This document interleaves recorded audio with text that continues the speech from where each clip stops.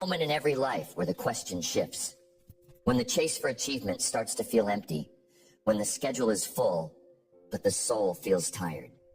When you've checked the boxes, climbed the ladder, gathered the titles, and still find yourself wondering, is this it? That's when the deeper question shows up. Not what can I do, but why does it matter? Not how do I succeed, but what was I made for? That question, the question of purpose, changes everything.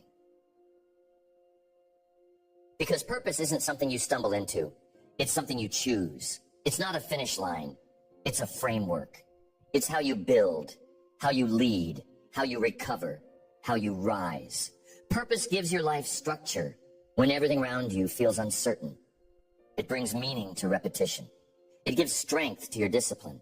It breathes clarity into the places where fear used to live.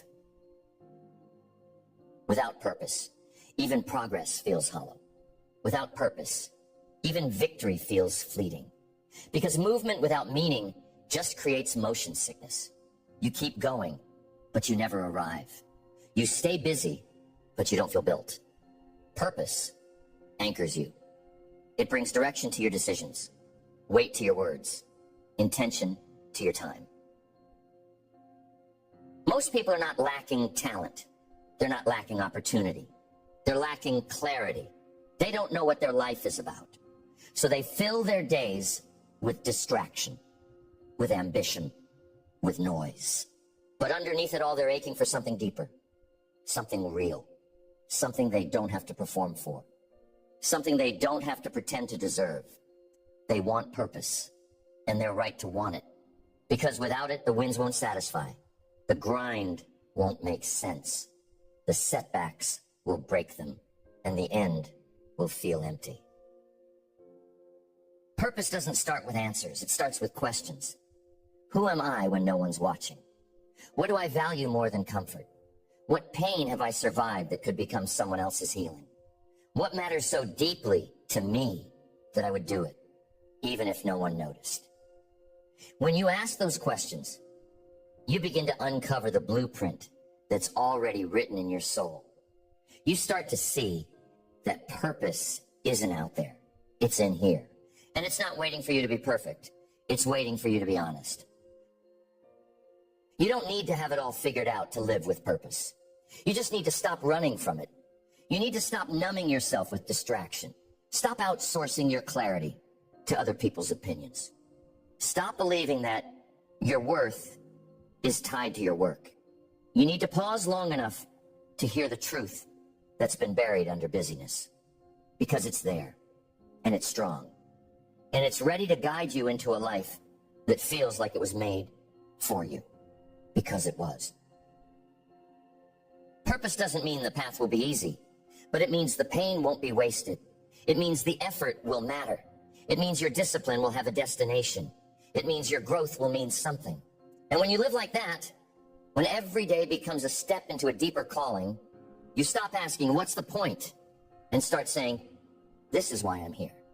The first principle is to define your values with ruthless clarity. Because if you don't know what you stand for, you'll settle for anything that sounds good in the moment. You'll chase other people's dreams. You'll follow someone else's plan. You'll say yes to things that drain you and wonder why you feel empty. Purpose begins with knowing what matters most to you. Not in theory, but in action. Not what you say you value, but what your life shows. Values are not decorations. They are anchors. They guide your behavior when the pressure is high. They hold your boundaries when it would be easier to compromise. They speak when fear gets loud. They lead you when everything else feels unclear. And if you haven't defined them, you will be vulnerable to environments that shape you instead of strengthen you. You start by asking yourself the hard questions. What matters more to me than comfort? What do I want my name to stand for? What behaviors am I unwilling to tolerate in myself, even when no one else is watching? These are not surface-level questions. They require honesty and they require courage, because clarity always costs comfort. It's easy to say you value growth, but if you're avoiding challenge, do you really?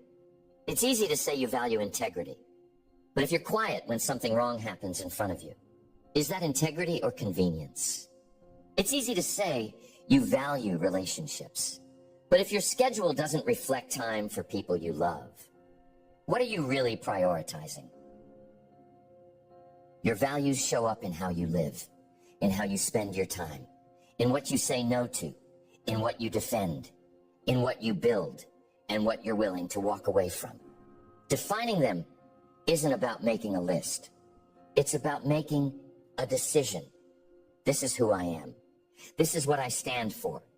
This is what I protect. When your values are unclear, you will always feel pulled. You will feel scattered. You will say yes too quickly. You will chase things that don't belong to you. You will build a life that looks good on the outside, but doesn't feel right on the inside.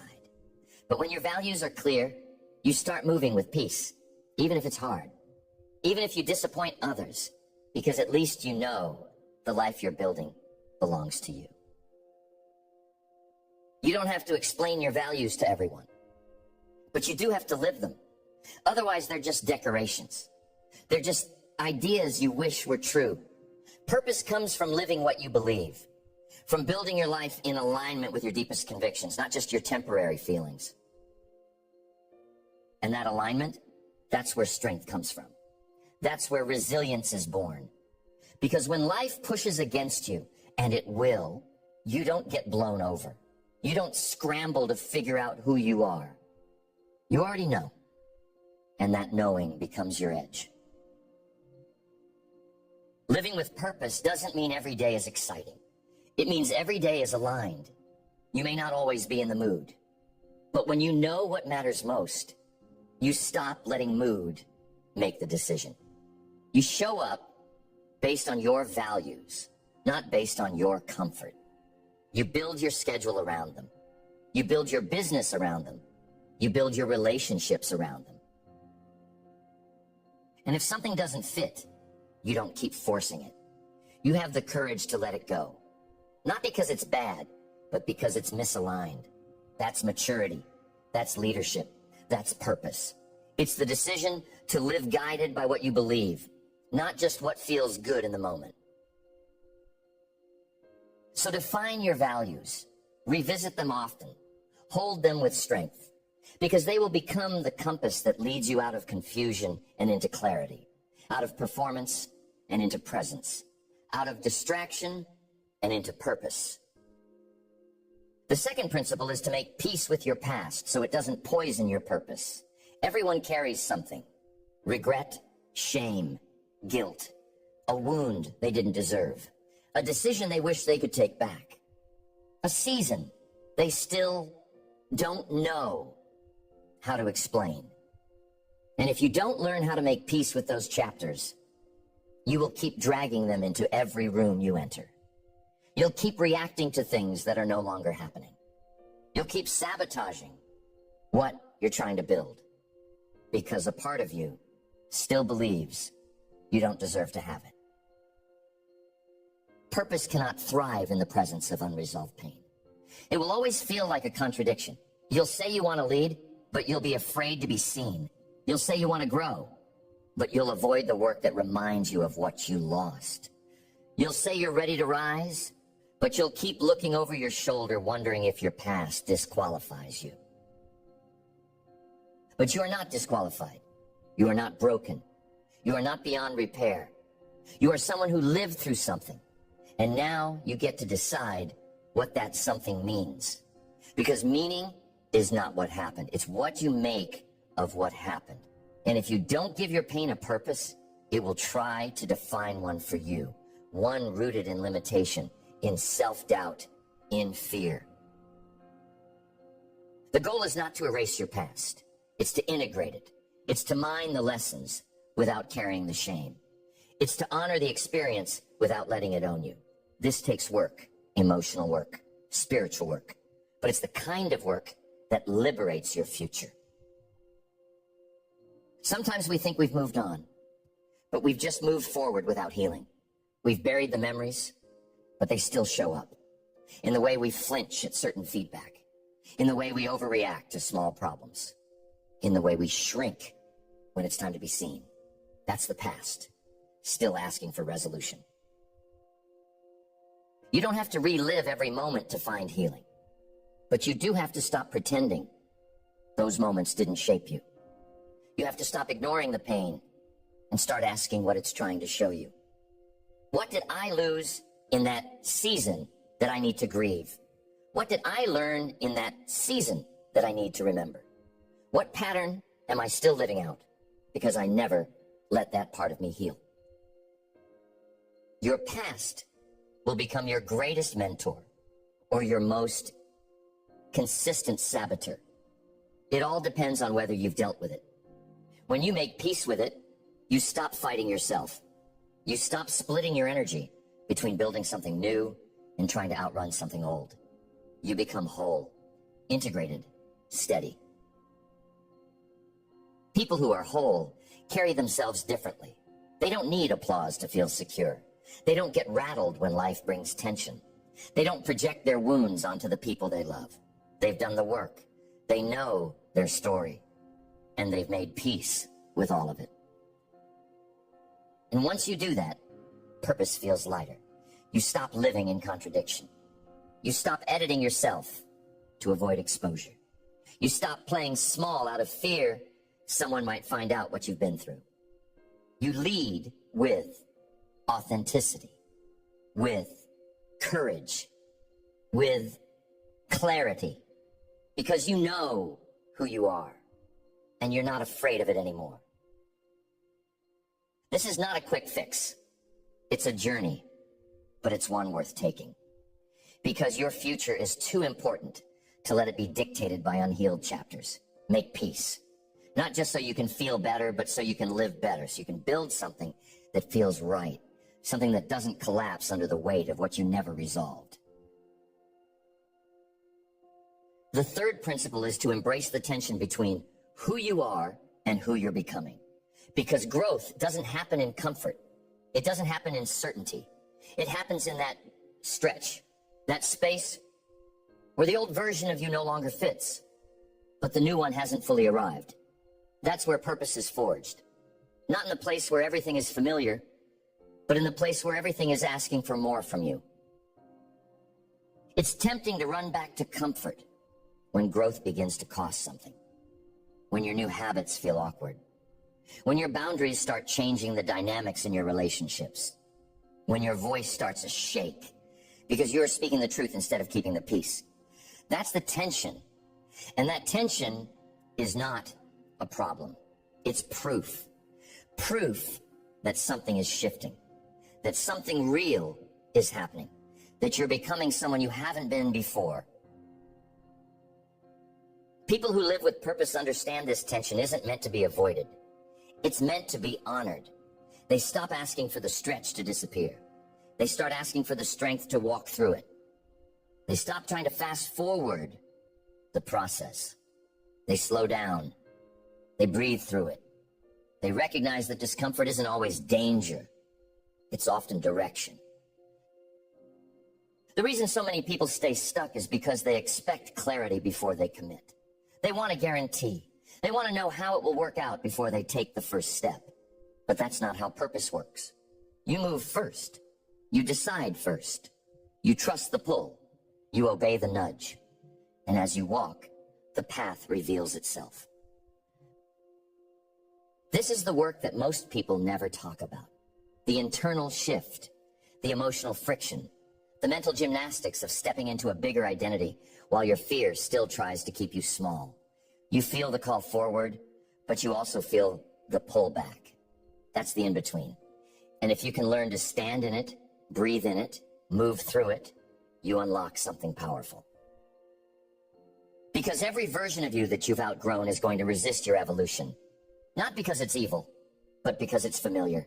And your nervous system craves what it knows, even if what it knows is the very thing that's been holding you back. So don't be surprised when your old habits show up, when your old fears try to speak, when your old story tries to convince you that you're not ready. That's normal. That's human. But you don't have to listen. You hold your ground. You remind yourself who you are, who you're becoming. what matters now. You stop measuring your life by who you used to be. You stop using past limitations as the template for your future. You allow yourself to be new, even when it's uncomfortable, especially when it's uncomfortable. This is where your character is refined, where your voice is shaped, where your conviction is tested. You won't always feel certain. You won't always feel ready, but you move anyway. You act anyway. You show up anyway, because your purpose demands your stretch. And when you live like that, when you embrace the discomfort of growth, you become unstoppable. Not because you're fearless, but because you've trained yourself to move with fear. You've trained yourself to rise with doubt. You've trained yourself to believe in the version of you that you're still becoming. The fourth principle is to choose contribution over comparison. Nothing kills purpose faster than looking sideways. You start with clarity, you start with momentum, you start with vision. But the second you shift your gaze to what everyone else is doing, what they're building, how fast they're going, how much applause they're getting, you lose your rhythm. You lose your joy. You lose your sense of what actually matters to you. Comparison is a thief. It robs you of peace. It robs you of progress. Because now you're no longer building your life. You're trying to match someone else's blueprint. But their life wasn't made for you. Their pace wasn't set for you. Their priorities aren't yours. And if you measure your purpose by their highlight reel, you'll always feel behind, even when you're exactly where you're meant to be. You don't have to run someone else's race to be worthy. You don't have to achieve what they've achieved to feel proud. You don't need their approval to validate your direction. Because purpose isn't about impressing people. It's about impacting people.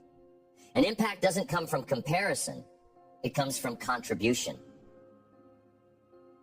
What are you contributing? That's the question that brings you back to center. What do you have to give?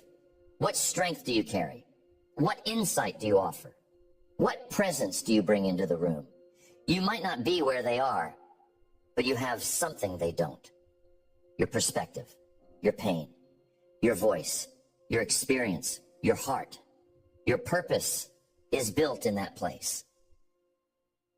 Contribution shifts the focus from what you lack to what you carry, from scarcity to overflow, from fear to generosity. Because when you're focused on giving, you stop worrying about proving. You don't need to be the best. You need to be useful. You don't need to be flawless. You need to be authentic. You don't need to have it all figured out. You just need to show up with what you've got. Most people spend their energy trying to prove something that doesn't even need to be proven. But contribution flips the game. You're no longer trying to win in someone else's arena. You're building your own. You're playing your game. You're creating from alignment, not from envy. And when you do that, something beautiful happens. You stop feeling behind. You stop second-guessing your journey. You stop resenting someone else's success. Because you're no longer trying to match them. You're contributing to something different, something that fits you, something that honors your story, something that moves people in a way only you can. Comparison will always show up, but it doesn't have to stay.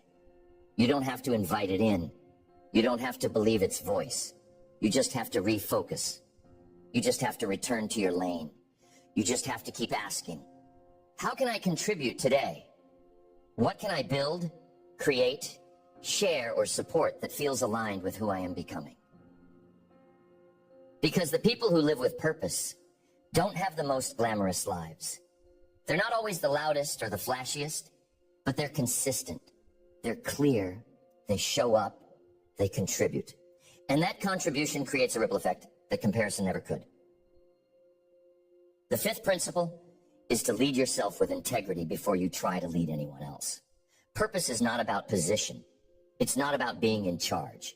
It's not about being loud, impressive, or followed by a crowd. It's about alignment, doing what you say you'll do, especially when no one's watching. It's about living in such a way that your life speaks louder than your words. That's integrity. And integrity is what gives your purpose weight.